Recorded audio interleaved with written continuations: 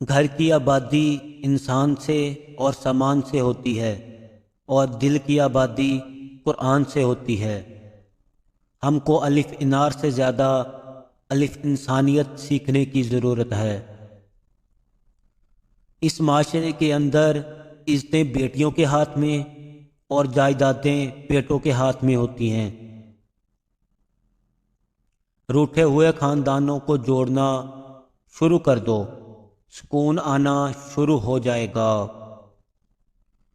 خوشیاں پرائی ہوتی ہیں، سب میں بانٹ دی جاتی ہیں، اور درد صرف اپنے ہوتے ہیں جو دل میں رکھنے پڑتے ہیں۔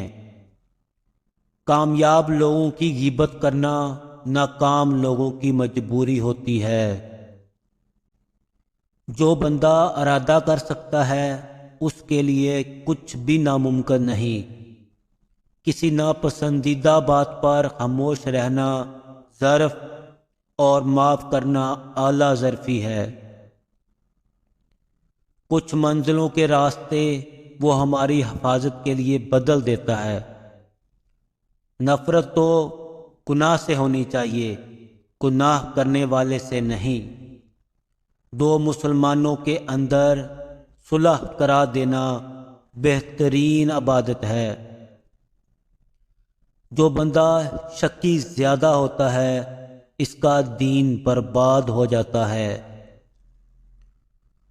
جو بندہ گالی دیتا ہے اس کی زبان کو درود ابراہیمی 3 بار پڑھ کر ہدیہ کریں، انشاءاللہ گالی دینا چھوڑ دے گا۔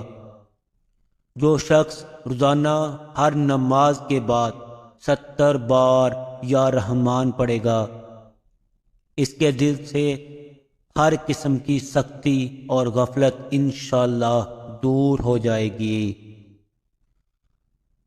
جو کوئی نماز عصر کے بعد یا بدی کو 49 بار پڑھے گا، انشاءاللہ غم پریشانی میں مبتلا نہ ہوگا۔ لوگوں سے الگ ہو کر سوچو گے تو لوگوں سے الگ سوچ مل جائے گی۔ تکبر کی گندگی کو دل سے دور کرنے کا بہترین ذریعہ نماز ہے۔ میٹھے لوگوں سے مل کر میں نے یہ جانا ہے کہ کڑوے لوگ اکثر سچے ہوتے ہیں۔ زندگی کے امتحانوں سے گزر کر جب بندہ پتھر ہو جاتا ہے تو کوئی دل دکھا کر بھی برا نہیں لگتا۔ غرور مت کریں، برا وقت آنے میں دیر نہیں لگتی۔ کامیابی کا چیک محنت کے بینک سے کسی وقت بھی کیش ہو سکتا ہے۔ جب تک آپ کے ہاتھ سے خیر تقسیم ہو رہی ہے آپ کے اوپر زوال نہیں آ سکتا۔ مشکلات کے پہاڑوں پر لازمی چڑھنا صاحب، کیونکہ اس کے اوپر آپ کو ہر نظارہ حسین ملے گا۔ جس کا رابطہ مالک کی ذات سے ہو وہ ناکام نہیں ہو سکتا۔ ناکام تو وہ ہوتا ہے جس کی امیدیں دنیا سے وابستہ ہوں۔ نیک لوگوں کو دشمنوں سے بھی نفع حاصل ہوتا ہے۔ روزانہ ایک سیب کھا لینے سے آپ کو طبیب کے پاس جانے کی ضرورت نہیں پڑتی۔ زندہ لوگوں کو کندھا دینے کا ثواب زیادہ ہے۔ گیلے بالوں پر ایلو ویرا کا رس لگاؤ، بال چند دنوں میں لمبے ہونا شروع ہو جائیں گے۔ کامیابی دوسروں کی خامیوں پر نہیں، اپنی خوبیوں پر ملتی ہے۔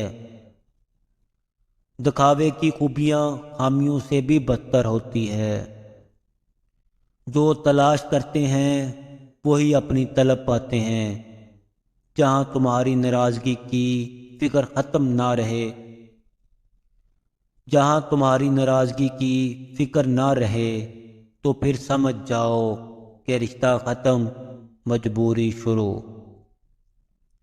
سخت ہاتھوں سے بھی انگلیاں چھوٹ جاتی ہیں، رشتے طاقت سے نہیں بلکہ محبت سے تھامے جاتے ہیں۔ کچھ باتیں ہم کو کسی کے پڑھانے پر نہیں بلکہ وقت کے آنے پر سمجھ میں آتی ہیں۔ کبھی کبھی کسی انسان کو دیا گیا ایک آنسو تمہاری عمر بھر کی عبادت پر پانی پھیر سکتا ہے۔ غصہ بہت ہی برا ساتھی ہے، عیبوں کو ظاہر کرتا ہے اور اچھائی کو دور اور برائی کو نزدیک کرتا ہے۔ والد اکیلا نہیں جاتا بلکہ سکون اور خوشیاں بھی ساتھ لے جاتا ہے۔ اللہ پاک سب کے والد کی مغفرت فرمائے، آمین۔